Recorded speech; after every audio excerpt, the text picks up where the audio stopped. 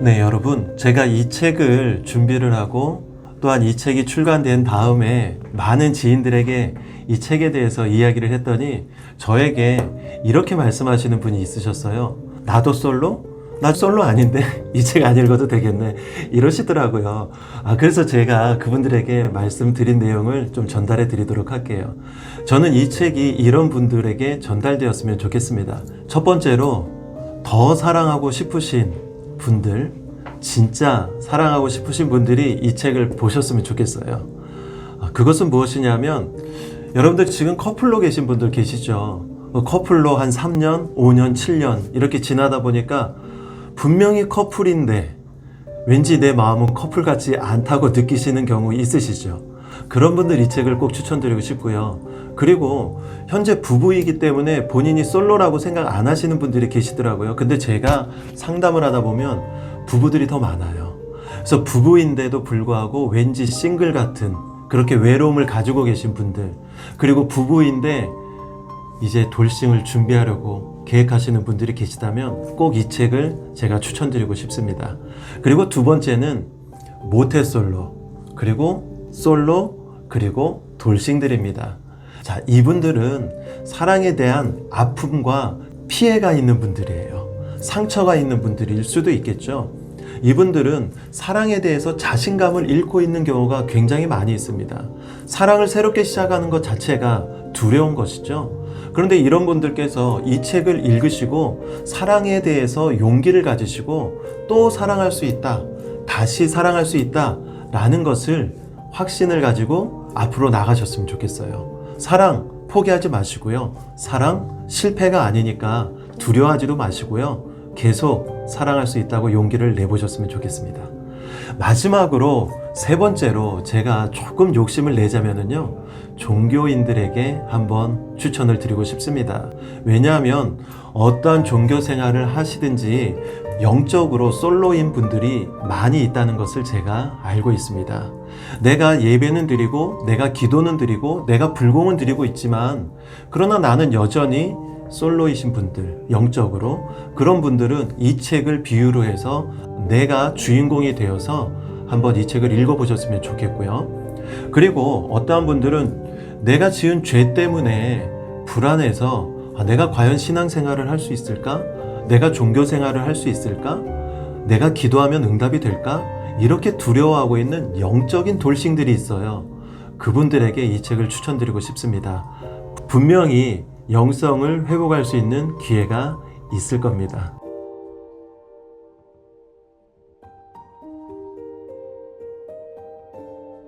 혹시 여러분들 주변에 돌싱이신 분들 또는 50 중반이 넘고 60이 되신 분들 중에 돌싱이거나 계속해서 솔로이신 분들이 계시다면 아마 사랑에 대해서 그렇게 큰 감정이 없을 수도 있어요.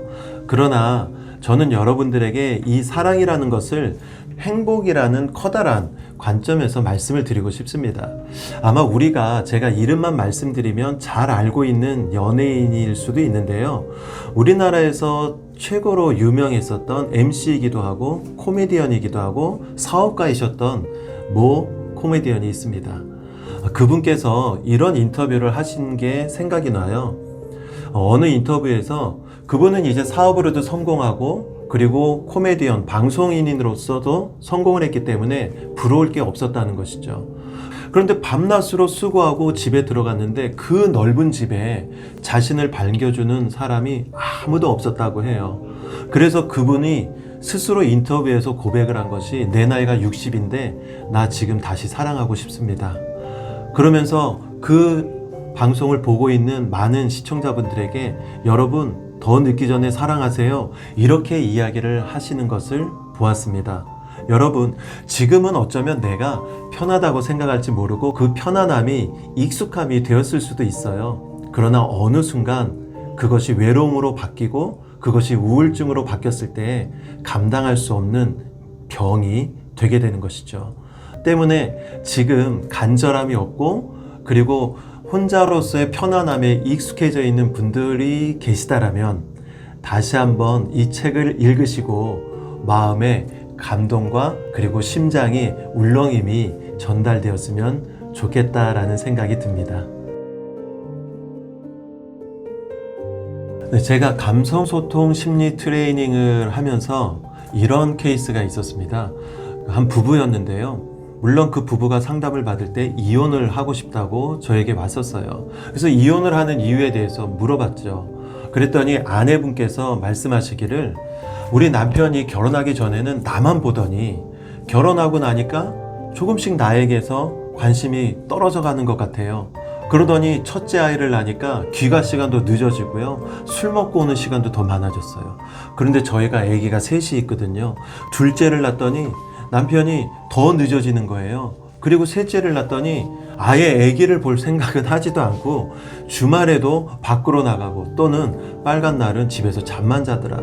이렇게 이야기를 하면서 결국은 이 사람과 살 수가 없습니다 하고 이혼을 하고 싶다고 저한테 온 것이었죠. 사실 이러한 케이스는 우리 부부들 중에 굉장히 많을 거예요. 그리고 남편은 반대로 너무 억울하다는 거예요. 왜냐하면 자기는 지금까지 10년이 넘고 20년이 넘도록 가정을 위해서 헌신하고 최선을 다한 것밖에 없는데 이제 와서 아내가 이혼하자고 하니까 너무나 황당했던 것이죠.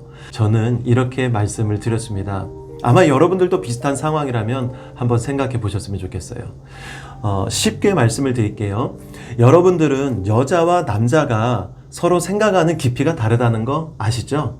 그리고 남자가 여성들보다 소통적인 부분에 있어서도 단순하다는 것도 아시죠? 남성분들에게 죄송하지만요. 자, 마찬가지입니다. 우리 인간에게 마음은 한 개밖에 없어요. 그 마음, 즉 생각이라는 것은 잘 배분을 해야 되거든요. 근데 여성분들은 그 배분을 너무 잘하는 거예요. 그래서 결혼을 해서 가정을 꾸리게 되면 아내는 남편도 생각을 하게 되는 것이고요. 그리고 첫째 아이가 생겨나면 남편과 가정일과 아이, 이 세 가지를 균등 배분을 너무 잘하는 거예요. 그리고 둘째가 생겨나고 셋째가 생겨나면 아내는 가정을 위해서 헌신을 하는데 그 가정을 위해서 헌신하는 그 마음을 잘 배분을 했기 때문에 10%는 남편을 위해서, 20%는 아이를 위해서, 또 20%는 둘째 아이를 위해서, 또 30%는 셋째 아이를 위해서 이런 식으로 배분을 아주 잘하는 것이죠. 왜냐하면 우리 몸은 마음이 하나잖아요. 그래서 그 마음을 잘 배분해서 활용하는 것이 굉장히 중요하거든요. 그렇게 보니까 아내의 입장에서는 자신은 남편한테도 희생하고 가정일도 희생을 하고 첫째, 둘째, 셋째 아이한테 다 희생을 하는 것처럼 본인이 느껴지는 것이죠. 그런데 남편의 입장에서는요, 한번 들어보시겠어요? 남편은 아내보다는 좀 단순해요, 남자들이. 그렇기 때문에 연애를 할 때에는 아내밖에 보이지 않았어요. 물론 연인이었겠죠, 결혼하기 전이니까. 그런데 결혼하고 났더니 여인만 있는 것이 아니라 아내가 있으면서 그 남자에게는 가정이라는 양육해야 된다라는 책임감이 함께 따라온 거예요. 그러니까 그게 하나가 다 돼버린 거죠. 아내는 5개로 마음을 구분을 했는데 남편은 5개로 구분하지를 못해요. 그래서 아내가 생기면 아내도 하나인 것이고요. 첫째 아이가 생기면 첫째 아이도 하나인 것이고요. 둘째, 셋째가 생겨도 마찬가지로 남자의 마음은 하나예요. 그런데 그 하나가 뭐냐면 바로 가정이라는 하나인 것이죠. 아내가 생기면 아내를 행복하게 해주기 위해서 바깥일이 더 조금 바빠진 거고요. 그리고 첫째 아이가 생기면 그만큼 어깨가 무거워졌기 때문에 바깥일이 더 많아지는 거예요. 둘째 아이가 생기면 둘째 아이까지 책임을 져야 되기 때문에 내가 조금이라도 더 벌고 이 사회에서 경쟁력이 있어야 둘째, 셋째까지 살릴 수 있다라는 책임감이라는 무게를 가지고 있는 것이죠. 어떻게 보면 아내와 남편의 입장은 똑같았습니다. 그거는 뭐냐 하면 가정이라는 것을 이루어서 그 가정을 행복하게 만들고자 라는 아주 본질적인 개념은 똑같았지만 여인은 그 하나의 가정을 세분화시켰고 남편은 세분화할 수 있는 능력보다는 모든 것을 가정이라는 한 울타리 안에서 생각을 하고 있었기 때문에 똑같이 가정을 위해서 열심히 했지만 생각하는 관점이 달랐던 것이죠. 그래서 아내는 남편을 이해할 수 없었고 남편은 자신은 가정을 위해서 헌신하고 있는데 아내가 그렇게만 오해를 하고 있으니까 본인도 힘들어서 둘이 트러블이 생기게 되었던 것이죠. 그래서 이 말씀을 드리면서 제가 몇 주 차로 계속해서 상담을 하면서 그 두 분의 공통점, 그래서 마음을 잘 분배하는 것, 그리고 서로 분배되어 있는 마음을 이해하는 방법을 잘 알려드리고 마음을 치유해 드렸더니 그 두 분께서 한 1년 반 정도 후에 저에게 커다란 꽃다발 하나를 가지고 오시더니 감사하다고 하면서 그것을 주시고 해외여행을 떠나시더라고요. 그렇게 행복하게 지금까지 잘 살고 계십니다. 중요한 것은요, 여러분, 남자와 여자는 반드시 차이가 있습니다. 그것을 잘 하나로 만들어 놓으실 수 있다면 가정도 행복해질 수 있다는 것이죠.